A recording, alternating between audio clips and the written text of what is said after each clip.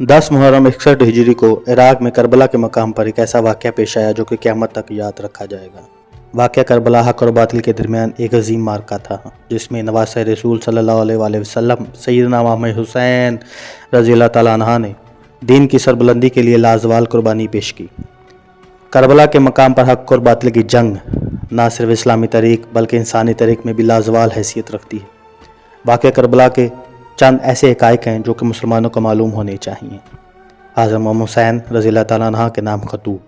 اہل کوفہ والوں کو جب یہ معلوم ہوا کہ امام حسین رضی اللہ تعالیٰ عنہ یزید کے ہاتھ بیعت سے انکار کرتے ہیں، تو کوفہ کے کچھ افراد سلمان بن سبا کے گھر اکٹھا ہوئے اور انہوں نے یہ فیصلہ کیا کہ وہ حضرت امام حسین رضی اللہ تعالیٰ عنہ کو خطوط لکھ کر کوفہ بلائیں گے تاکہ وہ ان کے ہاتھ پر بیعت لے سکیں۔ چنانچہ 2 دن بعد ان لوگوں نے اس مضمون کا ایک خط امام حسین کی طرف لکھا اور چند اور خطوط بھی بھیجے جن میں آپ کو کوفہ بلوایا گیا۔ کربلا کے پہلے شہید امام حسین رضی اللہ تعالیٰ عنہ کے چچا زاد بھائی مسلم بن عقیل رضی اللہ تعالیٰ عنہ اس کربلا کے پہلے شہید ہیں جنہیں کوفہ میں شہید کیا گیا۔ امام حسین کو جب کوفہ والوں کے خط ملے تو آپ نے مسلم بن عقیل کو کوفہ بھیجا تاکہ وہ وہاں جا کر وہاں کے حالات کا جائزہ لے سکے اور امام کو ان حالات سے آگاہ رکھ سکیں۔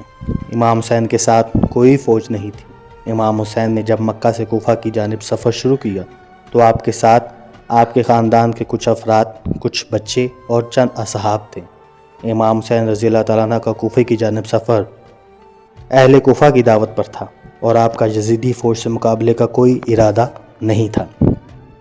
فرزندق شاعر سے ملاقات۔ وادی تمیم سے سفر کے دوران جب آپ کا قافلہ وادی صفا پر پہنچا تو آپ کی خدمت میں مشہور شاعر فرزندق آپ کی خدمت میں حاضر اور بولا، کوفہ والوں کے دل آپ کے ساتھ ہیں اور ان کی تلوار یزید کے ساتھ۔ کربلا کی زمین خریدی۔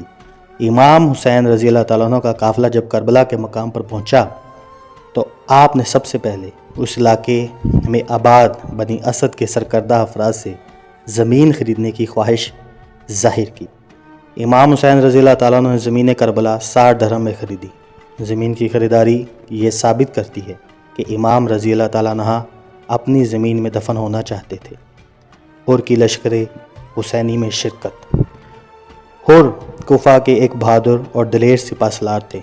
جب کوفہ کے گورنر عبداللہ بن زیاد کو امام رضی اللہ تعالیٰ عنہ کا کربلا کے مقام پر پہنچنا معلوم ہوا تو اس نے حر کی قیادت میں 1000 لشکر امام علی مقام کے راستہ روکنے کے لیے بھیجا تاکہ وہ آپ کا راستہ روک سکے۔ جب حر نے دیکھا کہ یہ تو امام علی مقام کو شہید کرنے کے در پر ہیں تو وہ یزید کا لشکر چھوڑ کے امام کے لشکر میں شامل ہو گیا اور شجاعت اور بہادری سے لڑتے ہوئے شہادت نصیب فرمائی۔ میدان کربلا کے آخری شہید امام کے تمام ساتھی یزیدی لشکر کے ساتھ لڑتے ہوئے شہید ہوئے۔ کمسان کی لڑائی ہوئی۔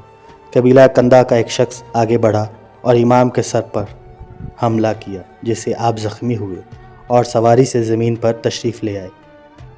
پھر شمر اپنے 10 آدمیوں کے ساتھ لے کر آپ کی جانب بڑھا اور آپ کے سر مبارک پر ایسی ضرب لگائی کہ آپ کا سر مبارک آپ کے جسم مبارک سے جدا ہو گیا اور امام حسین نے جام شہادت نوش فرمائی۔ امام کی یہ قربانی رہتی دنیا تک اعلیٰ ترین نمونے کے طور پر یاد رکھی جائے گی۔